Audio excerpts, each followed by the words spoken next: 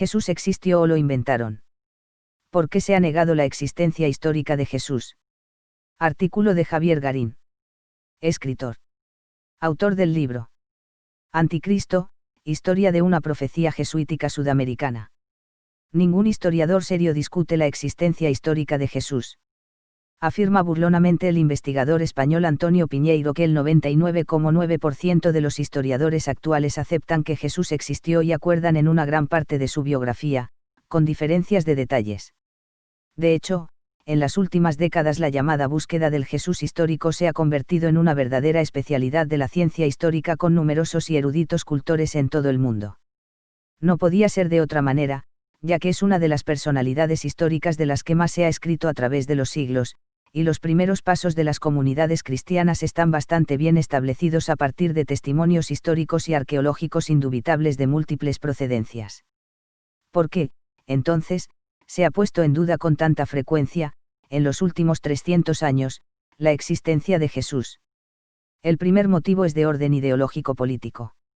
En el siglo XVIII se produce el gran momento de ascenso de la burguesía en Europa, que alcanzará su punto culminante en la Revolución Francesa. Su expresión intelectual es la Ilustración.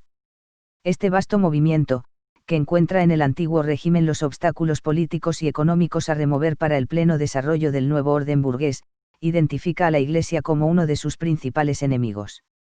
Por tanto, se pone como objetivo combatir directa e indirectamente al cristianismo, y frontalmente a la Iglesia y su influencia y poder. Paul Azar lo ha llamado Le Procès du Christianisme, programa político que comprende la crítica integral de la tradición religiosa, filosófica e institucional del catolicismo, la negación de la religión revelada y la promoción de la incredulidad en las clases gobernantes. Ver nota 1. Voltaire identifica a la Iglesia con claridad como el gran enemigo a derrotar, y acostumbra a concluir sus miles de cartas, dirigidas a todos los conspicuos y poderosos personajes de su época, con el lema aplastada la infame. Afirma asimismo, que ningún hombre sensato puede sentir frente al cristianismo otra cosa que horror. En mi libro Anticristo, historia de una profecía jesuítica sudamericana, relato cómo varios de los monarcas europeos del despotismo ilustrado, inicialmente aliados a la burguesía, se coaligan contra la Compañía de Jesús, denunciada como brazo ejecutor del poder papal, ver nota 2. Dentro de esta embestida, se convierte en arma habitual la devaluación de la figura de Jesús, y se llega a rechazar su misma existencia. Vale decir que la negación de la historicidad de Jesús, convirtiéndolo en un mero invento literario, una mentira perversamente perpetuada para engañar a las masas, es una herramienta de la lucha anticlerical que promueven los filósofos burgueses a partir del siglo XVIII por motivos ideológicos y estratégicos en su lucha contra el antiguo régimen. Adviértase que esta tentativa ilustrada de negación de Jesús va incluso más lejos que la posición tradicional judía. Los rabinos posteriores a Jesús se han limitado a negar que fuera el Mesías y han sostenido, por ejemplo, que se trataba de un mago entrenado en Egipto para seducir al pueblo judío con falsos milagros, pero jamás pretendieron que no había existido. Los argumentos negadores son pobres y malintencionados. Se cuestiona que Jesús no dejara nada escrito y discute la autenticidad y valor documental de los evangelios. Se sostiene que los historiadores y cronistas contemporáneos no mencionan a Cristo. Se rechaza el valor histórico de los testimonios provenientes del cristianismo. Argumentar la no existencia de Jesús a partir de la ausencia de escritos legados de su puño y letra es ciertamente ridículo, y llevaría a la negación de la existencia de todos los personajes históricos que no escribieron una sola línea. Llevaría a negar la existencia de Sócrates, porque no escribió, o de cualquier otra figura que no se ha dedicado a escribir o a dejar por escrito sus hechos y pensamientos. Los evangelios, tanto canónicos cuanto apócrifos, aunque no puedan ser adoptados literalmente, como si se tratara de testimonios biográficos, sino como expresiones del intenso proselitismo cristiano de los primeros siglos, son documentos contundentes en pro de la existencia real de Jesús. Sus contradicciones no disminuyen su valor, y ofrecen un colorido panorama, no solo de la personalidad de Jesús, sino también del pensamiento, y de las diferencias de concepción, de las comunidades que los produjeron y utilizaron.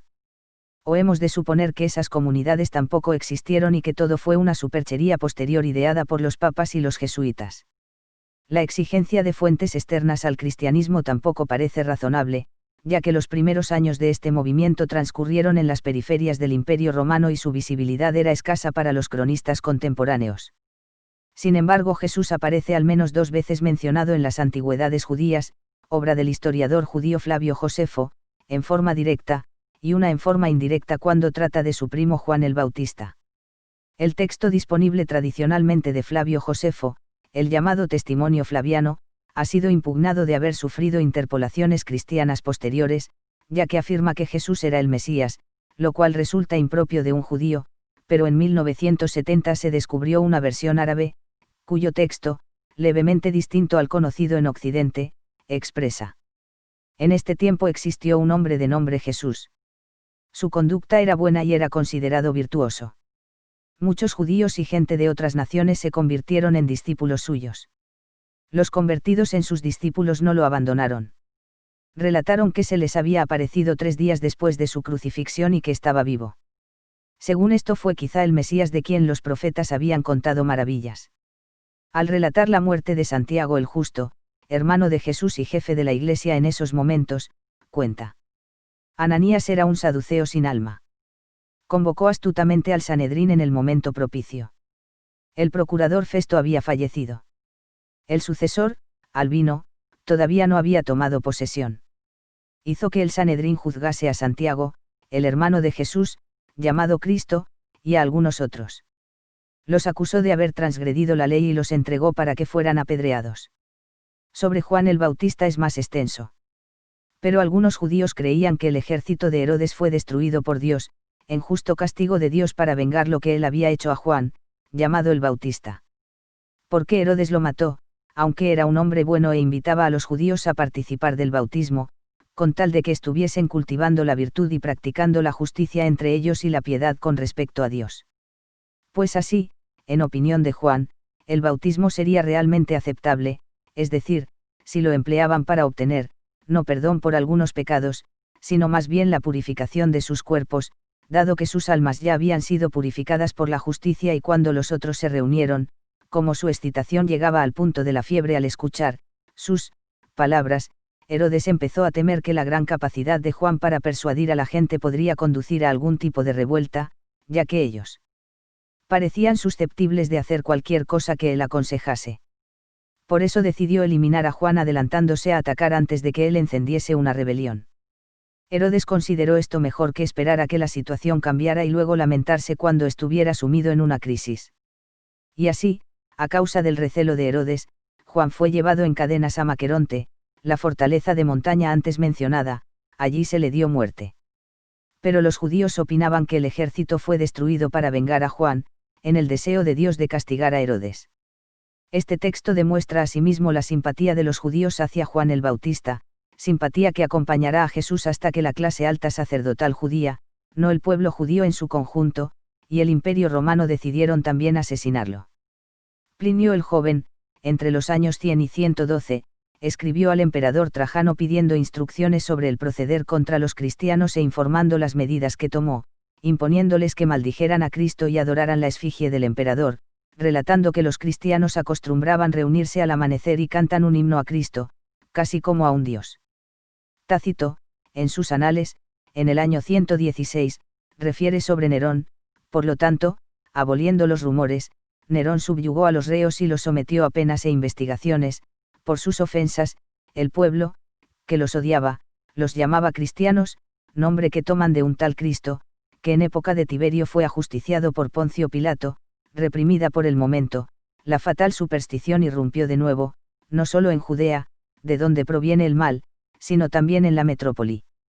Suetonio, en el año 120, escribe sobre Claudio: a los judíos, instigados por Crestus, los expulsó de Roma por sus continuas revueltas.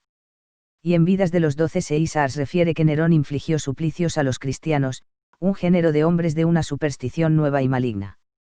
Pero bastarían las fuentes cristianas para dejar establecida con bastante claridad la existencia de Jesús y del primitivo cristianismo, ejerciendo el discernimiento crítico para desmalezar los testimonios de las invenciones proselitistas. Descartar los testimonios de prosélitos y adherentes constituye una exigencia ajena a la disciplina histórica.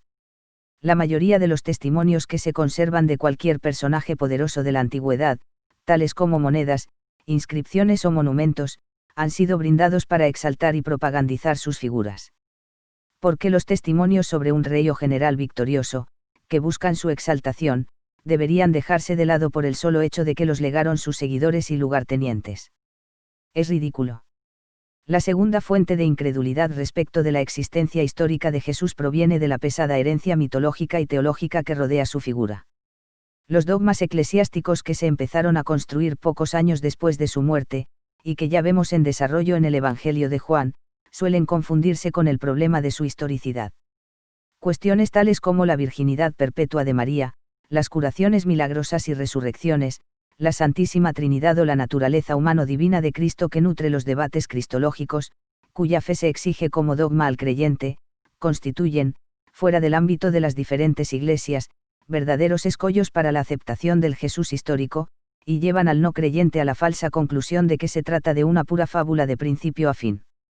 Pero en realidad, la carga mitológica sobre un personaje no dice nada sobre su existencia histórica real, sino que revela desarrollos y adiciones ulteriores que, en el caso de la historia del cristianismo, pueden ser situados con bastante precisión en determinados momentos y contextos y hacen explicable la imposición de ciertos dogmas como parte de la estrategia política y de las luchas entre sectas y congregaciones del cristianismo primitivo. Pero esto último merece un análisis aparte. Fin del artículo. Notas. 1. Paul Azar, La pensée européenne au XVIe siècle, de Montesquieu Lessing, 1946, edición París, Librairie Arteme Fayard, 1979, pp 7 a 81, versión electrónica del 2005 de la Bibliothèque Paul-Émile Boulet de l'Université du Québec. Para la edición española, Azar, Paul, El pensamiento europeo en el siglo XVIII, traducción castellana de Julián Marías, Madrid, Alianza, 1985, pp 15 a 91. 2. Javier Garín, Anticristo, Historia de una profecía jesuítica sudamericana, páginas 75 a 96, La conspiración antijesuítica mundial.